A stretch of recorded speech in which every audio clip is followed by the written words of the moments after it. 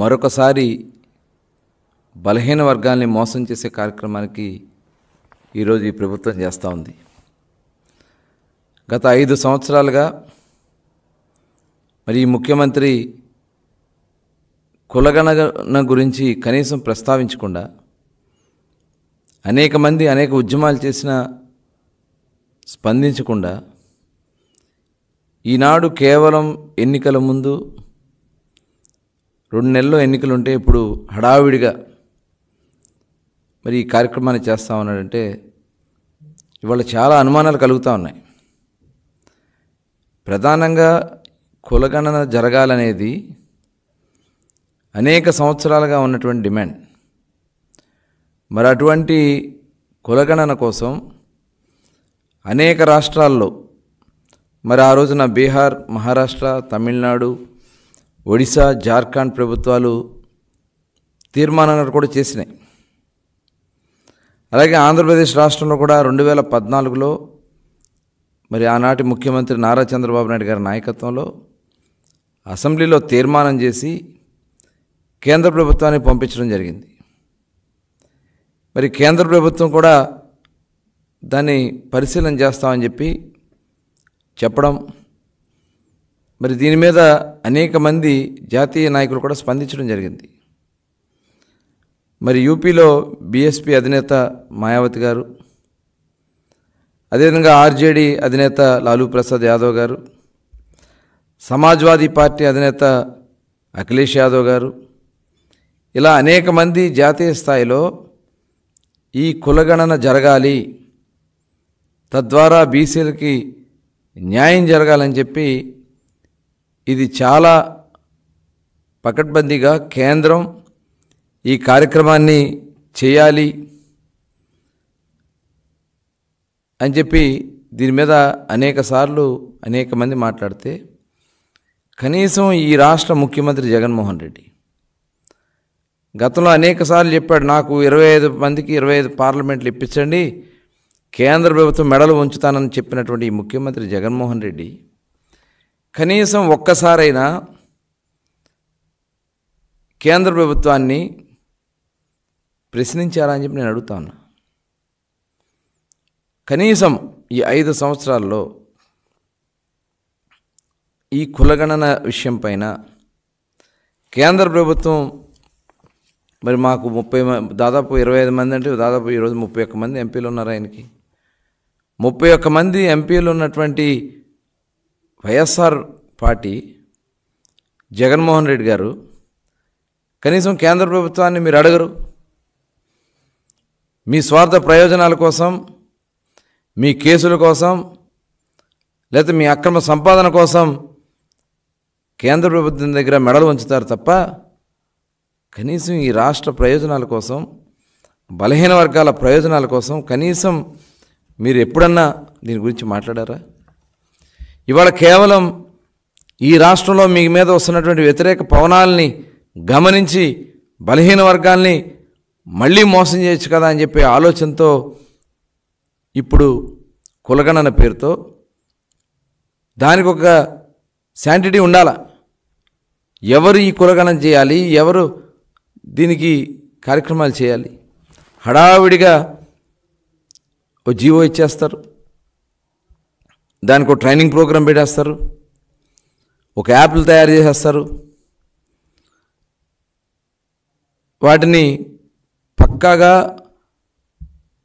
ఉపాధ్యాయులతోనో రాజ్యాంగంగా ప్రభుత్వ ఉద్యోగులుగా పరిగణించబడుతున్నటువంటి ప్రభుత్వ ఉద్యోగులతో చేయాల్సినటువంటి కార్యక్రమాన్ని ఇవాళ మీరే చెప్పారు. గతంలో వాలంటీర్లు అంటే వైసీపీ కార్యకర్తలని సాక్షాత్ ఈ ముఖ్యమంత్రి జగన్మోహన్ రెడ్డి గారు చెప్పారు. ఇవాళ మరి వాలంటీర్లతో ఈ వివరాలన్నీ కూడా సేకరిస్తూ యాప్లో ఇవన్నీ కూడా పొందుపరుస్తూ వాళ్ళ ఫోన్ నెంబర్లు, వాళ్ళ ఓటీపీలు ఎందుకోసం తీసుకుంటా ఉన్నారు? వాళ్ళ వ్యక్తిగత సమాచారం, ఆస్తుల వివరాలు, మరుగుదొడ్లు ఉన్నాయా, లేదా మీకు ఎక్కడ భూమి ఉంది, మీ ఇల్లు ఎక్కడున్నాయి, బ్యాంక్ అకౌంట్ నెంబర్లు, ఎందుకు ఇవన్నీ? ఇవన్నీ కూడా ఈ వివరాలన్నీ కూడా తీసుకుని మీ చెప్పు చేతలో పెట్టుకోవాలని ఆలోచన చేస్తూ ఉన్నారు ముఖ్యమంత్రి జగన్మోహన్ రెడ్డి గారు. ఒక నిష్పక్షపాతంగా ఈ రాష్ట్రంలో ఉన్నటువంటి బలహీన వర్గాలకి చిత్తశుద్ధితో న్యాయం చేయగలిగినటువంటి అభిప్రాయం మీలో ఉన్నట్టయితే చట్టబద్ధతగానే ఈ కార్యక్రమాన్ని నిర్వహించేవాళ్ళు.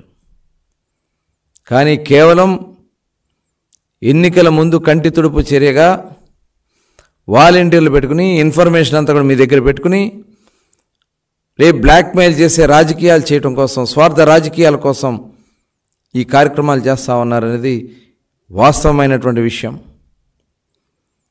ఇవాళ రేషన్ కార్డు వివరాలు, వాళ్ళ ఇంటి వివరాలు, మరుగుదొడ్ల వివరాలు, వేలు ముద్రలు, ఇవన్నీ కూడా మీరు సేకరించి వాళ్ళని ఈరోజు మళ్ళీ మళ్ళీ మోసం చేయాలనే కార్యక్రమాలు చేస్తూ ఉన్నారంటే, ఇవాళ చూసాం గతంలో చిత్తూరు జిల్లా పెదపంజాణి మండలం లింగాపురం గ్రామంలో ఒక వాలంటీర్ చేయూత పథకం కోసం వేలు ముద్రలు తీసుకుని బ్యాంక్ అకౌంట్లో ఉన్నటువంటి 30,000 రూపాయలు మరి మొత్తం కూడా డ్రా చేసుకున్నారు. అలాగే పెన్షన్ పేరుతో వేలు ముద్రలు తీసుకుని మరో లబ్ధిదారుది 12,000 రూపాయలు అతని అకౌంట్లో నుంచి మాయమైపోయినాయి. దాదాపు ఆ చుట్టుపక్కల ఉన్నటువంటి ఇళ్లందరూ కూడా 1,00,000 రూపాయల పైన డ్రా చేసుకున్నారని చెప్పి పోలీస్ కంప్లైంట్లు ఉన్నాయి. కోనసీమ జిల్లా రావులపాలెం మండలం పొడగట్లపల్లిలో గత నెల 37వ తారీఖున కులగణన పేరుతో వాలంటీర్లు అదేవిధంగా సచివాలయ సిబ్బంది వేలు ముద్రలు తీసుకుని అకౌంట్లో డబ్బులు మాయమైనని చెప్పి పోలీస్ స్టేషన్కి వచ్చి కంప్లైంట్ చేశారు. సబ్ రిజిస్ట్రార్ కార్యాలయంలో భూమి కొనుగోలు చేసుకునేందుకు వెళ్ళినటువంటి వ్యక్తికి వేలు ముద్రలు తీసుకుని అది అకౌంట్లో డబ్బులు విత్డ్రా అయిపోయినాయి. వదిలేశ్వరం గ్రామంలో 10 మంది, రావులపాలెంలో 15 మంది ఇప్పటికే పోలీస్ స్టేషన్లో కంప్లైంట్లు ఇచ్చుంటే కనీసం దాని మీద విచారణ లేదు.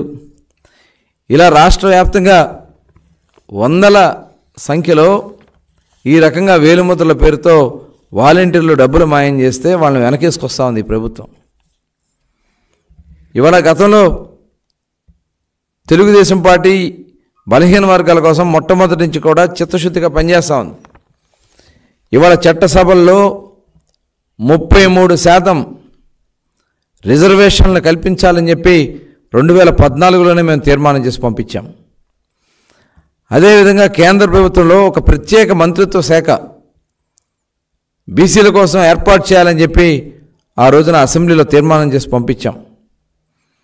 ఏ రకంగా అయితే ఎస్సీ ఎస్టీలకు సబ్ ప్లాన్ ఏ రకంగా అయితే ఉందో బీసీల కోసం కూడా ఒక సబ్ ప్లాన్ ఏర్పాటు చేసి దానికి చట్టబద్ధత కల్పించాలని చెప్పి ఆ రోజున కేంద్ర ప్రభుత్వానికి తెలుగుదేశం పార్టీ పంపించింది.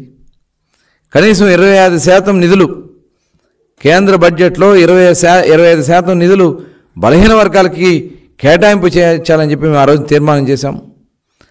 అలాగే జాతీయ బీసీ కమిషన్కి చట్టబద్ధత కల్పించాలి. ఇవాళ అనేక కులాలు, అనేక వృత్తులు ఉన్నాయి. వాళ్ళకు ఒక రాజ్యాంగపరమైనటువంటి ప్రతిపత్తి కల్పించే విధంగా బీసీ కమిషన్ని రాజ్యాంగ ప్రతిపత్తి కల్పించాలని చెప్పి ఆ రోజు తీర్మానం చేశాం. అదేవిధంగా కేంద్ర ప్రభుత్వంలో ఉన్నటువంటి ఉద్యోగుల ప్రమోషన్స్లో కూడా రిజర్వేషన్లు అమలు చేయాలి అని చెప్పి ఈ కార్యక్రమాలను కూడా చిత్తశుద్ధితో తెలుగుదేశం పార్టీ ఈ అంశాల కోసం పోరాటం చేస్తూ ఉంటే ఈ ముఖ్యమంత్రి జగన్మోహన్ రెడ్డి కనీసం ఈ విషయాల గురించి ప్రస్తావించరు, పార్లమెంటులో మాట్లాడరు.